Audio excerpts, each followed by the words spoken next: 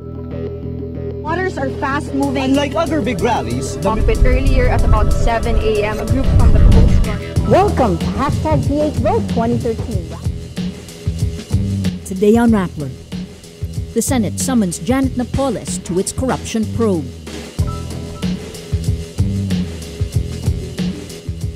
A Newsbreak exclusive, 7 major NGO networks corner pork barrel millions from House members. And damage from the Central Visayas earthquake reaches 867 million pesos, the death toll up to at least 186.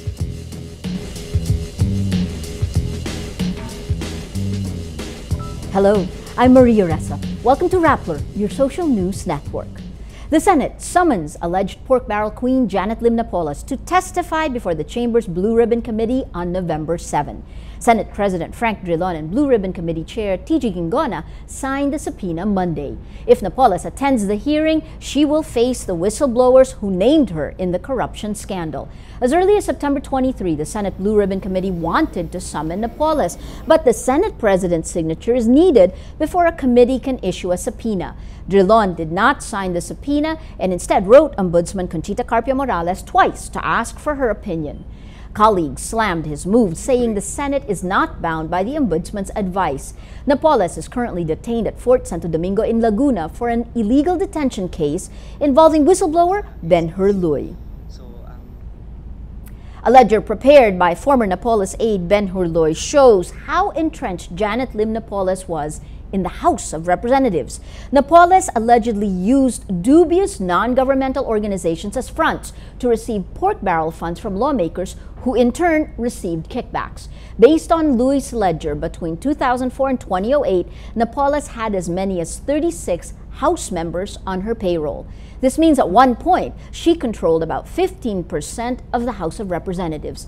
Napoles also allegedly maintained a core group of 12 congressmen in her scheme, but she wasn't the only one dipping into the pork barrel of the House.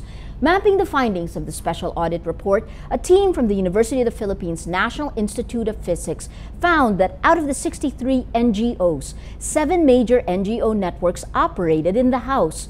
The biggest player was a network of 8 NGOs led by the Kabuhayan at Kalusugan Alay sa Masa Foundation Incorporated.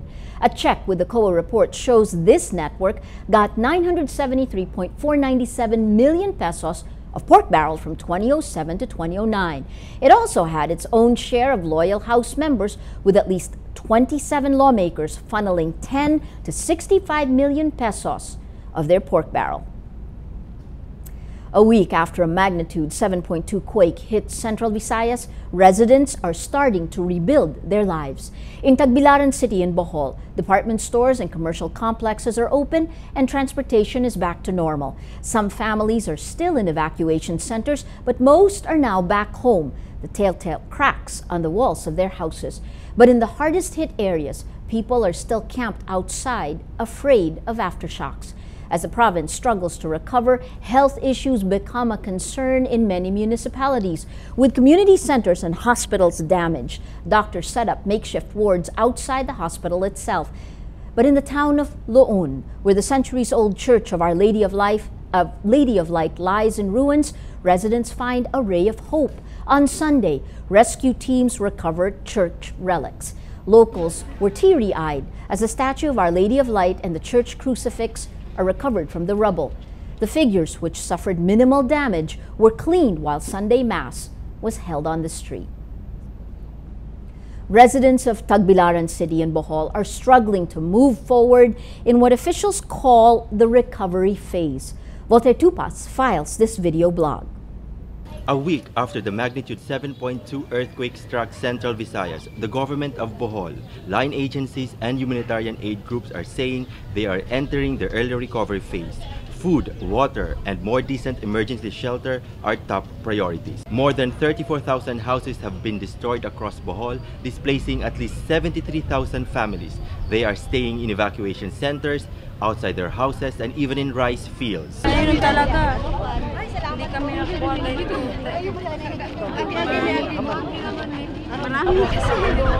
Wala kami sa bahay kasi Ano, mesti nasira ng bahay namin. Sana nang walang ganyan, walang malong. Families have started to return to their homes, though some families came back because of the 5.3 earthquake that struck Bohol early Monday morning. They live in constant fear, but they find comfort in helicopters that fly in and out of the stadium to deliver relief goods. The sound of the helicopter reassures them that help is on the way. Voltaire Tupas, Rappler, Tapilabi. The death toll from the Central Visayas earthquake rises to at least 186. Bohol suffers the highest number of casualties, with 173 people killed in the province. 12 died in Cebu, while 1 person died in Siquijor.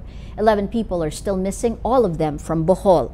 The National Disaster Risk Reduction and Management Council says damage to bridges, flood control infrastructure, roads and buildings are now at 867 million pesos. Aftershocks continue to rattle the region. The Philippine Institute of Volcanology and Seismology, or PHIVOLCS, says 2,193 aftershocks are recorded. PHIVOLCS also warns against misinformation as false messages circulate about, quote, an impending magnitude 8.0 quake.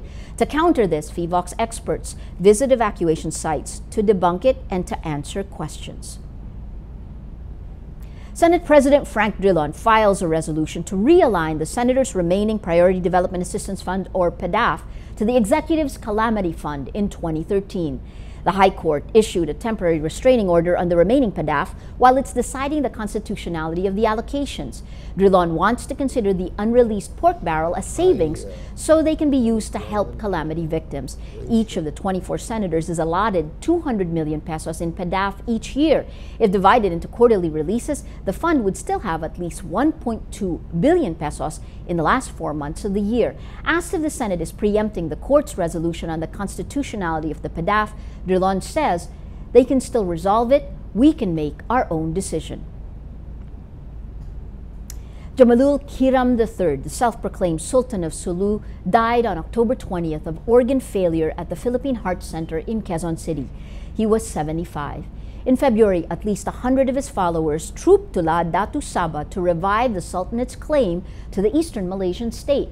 The move ended in a standoff between Malaysian security troops and Kiram's, what he called, Royal Security Force. His spokesman, Abraham Ijirani, says Kiram asked his family to continue to fight to reclaim Sabah. Former military state Myanmar takes the helm of the Association of Southeast Asian Nations this month. The international community applauds its steps to greater democracy, but the changes are incomplete and the challenges are great. Ayi Makaraig reports. It's a new dawn for Myanmar. The former pariah state is opening up to the world.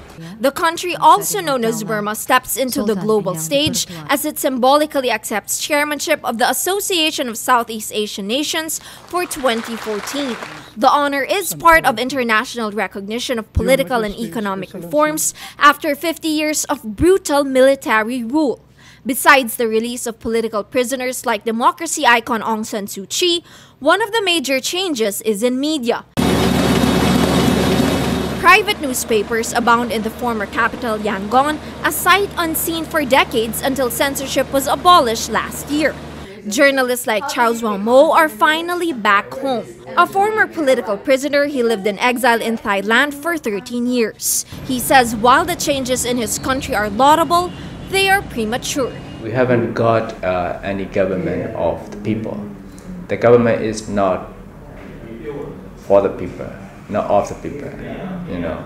So this government is just comprised of the former military generals. They just change their costumes. So that is the reality. Journalists say the former generals are still stuck in their old mindset. Media groups rally against a flurry of bills regulating print and broadcast outlets. The bills require news organizations to apply for licenses and impose heavy penalties for violating vague rules. They have worry if the media they give the total freedom of expression. They will write everything. That's why they try to indirectly control, to make the several laws Journalists say their industry reflects the uncertainty in the transition process. Myanmar's leadership of ASEAN comes at a time ethnic violence worsens and as politicians gear up for the 2015 presidential polls. The country also struggles to fix poor infrastructure, power outages, and its broken education system. The challenges are great, but journalists see they have a role to play. We have been seeing a lot of mismanagement, and not only the government but also in the other organizations and associations, and we have to be critical of our own people and their behavior and attitude and their mentality as well. The future is unclear, but Chow Zua Mo and his fellow journalists are committed to ensure their country will no longer return to its dark past. The international community hails the media gold rush here in the Golden Land. But with legal and political uncertainty, journalists and observers say there's still a long way to go before they achieve a truly free press. They stress that the transition to democracy is a work too fragile to be left to generals-turned politicians. Ayi Makaraig, Rappler, Yangon, Myanmar. Well, let's now look at Rappler's Wrap for today, a list of the 10 most important events around the world you shouldn't miss. At number 2, privacy and control of the internet is a key point of discussion in an annual forum on policy issues related to the internet. The 8th United Nations Internet Governance Forum in Bali, Indonesia, brings together 1,500 delegates to discuss the future of the internet. It takes place at a time when whistleblower Edward Snowden's leaks fuel attempts to shift control of the internet's infrastructure away from the United States. At number 5, firefighters race to contain an enormous blaze in southeastern Australia, with officials warning it could create a mega fire. Last week, firemen battled fires that flared in high winds and searing heat across New South Wales. More than 200 homes are destroyed. A huge fire near the town of Lithgow, west of Sydney, already burned nearly 40,000 hectares. And at number 10, the violin played by the bandmaster of the Titanic to calm passengers as the ship sank sold for £900,000 or $1.45 million. The instrument was found on the body of Wallace Hartley after he drowned on board the supposedly unsinkable ship in 1912. The violin was sold to a British collector but was believed lost for decades.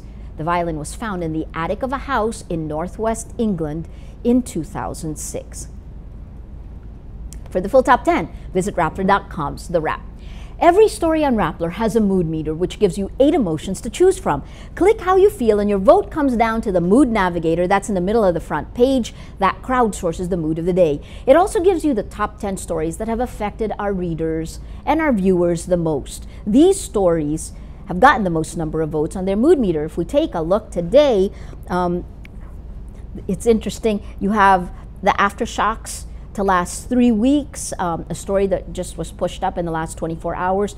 You have a whopping 72% sad. Still the leftovers from the earthquake, last week's earthquake, 69% sad, 25% afraid on this story, about 3,000 aftershocks that'll stop after 2 to 3 weeks. The death of the leader of Sabah claimants dies, 70% sad. But it's interesting, the story that's gotten the most number of votes is this one. A Rappler exclusive, the Napoles' 12 disciples in the House of Representatives, 89% angry. That read, leading to the mood of the day. Today, most people are angry. Well, that is Rappler's Newscast for today, Monday, October 21, 2013. Visit Rappler.com and watch our newscast Monday to Friday. Tell us how you feel on our mood meter and help us crowdsource the mood of the day. I'm Maria Ressa.